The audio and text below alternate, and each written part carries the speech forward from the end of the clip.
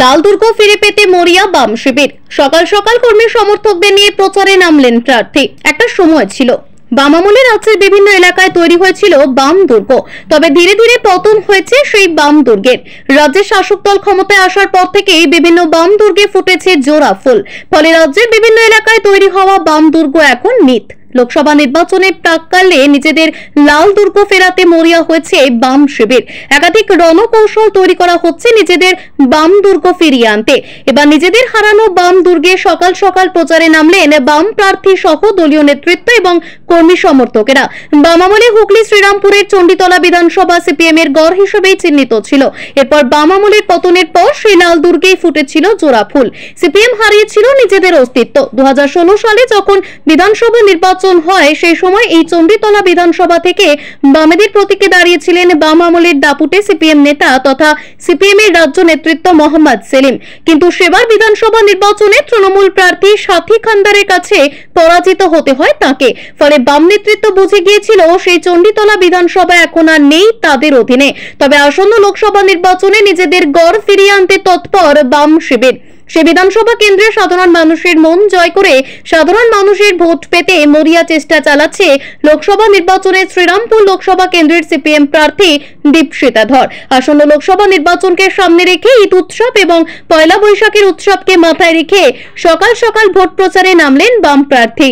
শ্রীরামপুর লোকসভার অন্তর্গত চণ্ডীতলার গ্রামাঞ্চল এলাকায় দলীয় কর্মী সমর্থকদের নিয়ে সকাল সকাল প্রচারে নামলেন তিনি। কখনো কখনো টোটোতে করে, আবার কখনো পায়ে হেঁটে জনসংযোগ করলেন সাধারণ মানুষের সঙ্গে।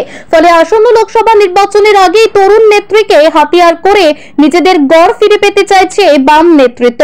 এক প্রকার পরিষ্কার, লোকসভা নির্বাচন আসন্ন। লোকসভা নির্বাচনের আগে যেভাবে বাড়ছে তাপমাত্রার পারদ, তাতে হাঁসফাঁস করছেন আম জনতা।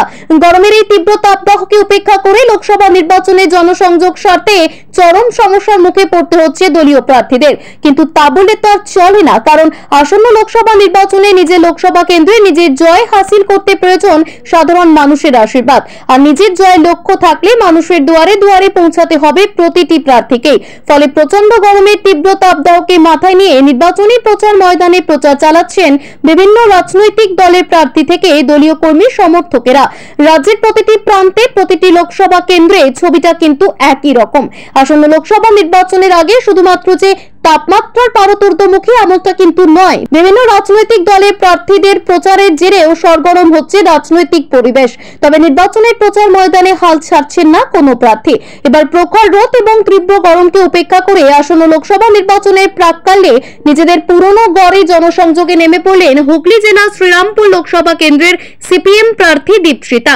সাধারণ মানুষের সঙ্গে জনসংযোগ করতে শ্রীরামপুর লোকসভার অন্তর্গত চণ্ডীতলা বিধানসভার অন্তর্গত বিভিন্ন এলাকায় দলীয় নেতৃত্ব এবং কর্মী সমর্থকদের নিয়ে নির্বাচনী প্রচার ময়দানে সাধারণ মানুষের সঙ্গে মিশে ভোট প্রার্থনা করলেন সিপিএম এর প্রার্থী।